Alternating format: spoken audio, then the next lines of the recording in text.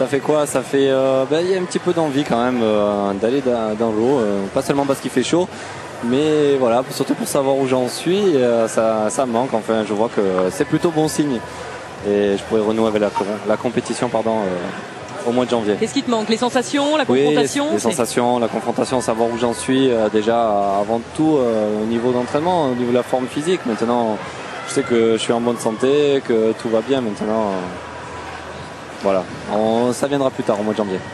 Un mot Alain sur, on en parle souvent, hein, la fameuse chambre d'appel. On dit qu'il se passe toujours des choses, notamment sur avec les sprinteurs. Qu'on se jauge, qu'on se chambre, qu'on essaie de s'affronter. Non, il se passe des choses. Non, c'est très subtil. Maintenant, c'est difficile à décrire. Et dans une chambre d'appel, on peut voir, on peut très bien rigoler entre nous, alors qu'on va s'affronter quelques secondes plus tard. Maintenant, au niveau international, ça reste autre chose. C'est plutôt bon signe, même quand on est deux nageurs ou deux nageuses du même pays.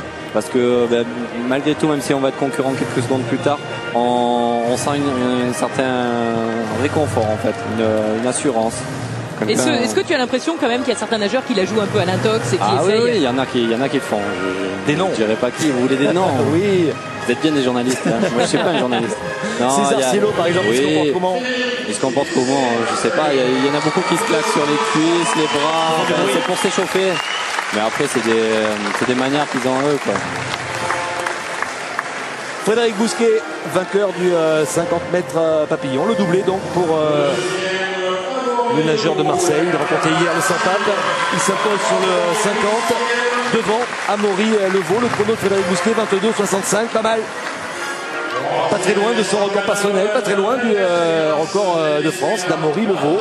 Et Fred qui a décidé de rester en France, là, qui va rester à Marseille encore quelques mois supplémentaires, alors que d'habitude l'hiver il allait plutôt s'entraîner aux États-Unis ces dernières années.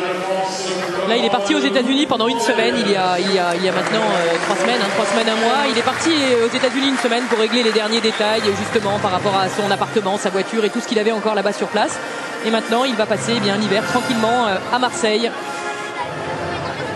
Le grand sourire de Frédéric Bousquet, vainqueur donc de ce 50 papes, alors que les concurrentes du 200 libre dames sont en pleine préparation dans la chambre d'appel justement.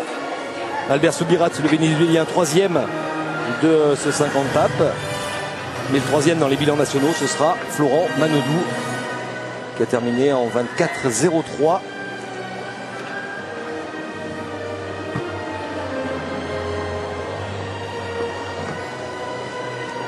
Et voilà, les concurrentes de ce 200 libre dames. Camille Mufa qui a le sourire, alors très décontracté. Vous voyez, c'est un bon état d'esprit à la chambre d'appel. Oui, mais là on est en France. Il y a peu de pression quand même. Hein. On a le sentiment dans ces championnats que... quand même. Oui, on dirait qu'il y a moins de pression, c'est vrai, je sais pas. Et Coralie Balmy est isolée un petit peu. Oui, qui essaie de se concentrer. Qui essaye, qui se concentre. Gabriela Fagundes, la Suédoise. On va retrouver un plateau très relevé pour cette finale du 200 libre. Avec Camille Muffat, Ophélie Cyril-Etienne, Coralie Balmy, Alexiane Castel. On rappelle que Coralie Balmy a nagé la meilleure performance mondiale de la saison sur la distance. Ça va être une des plus belles courses de ces championnats déjà parce que le niveau de la natation française sur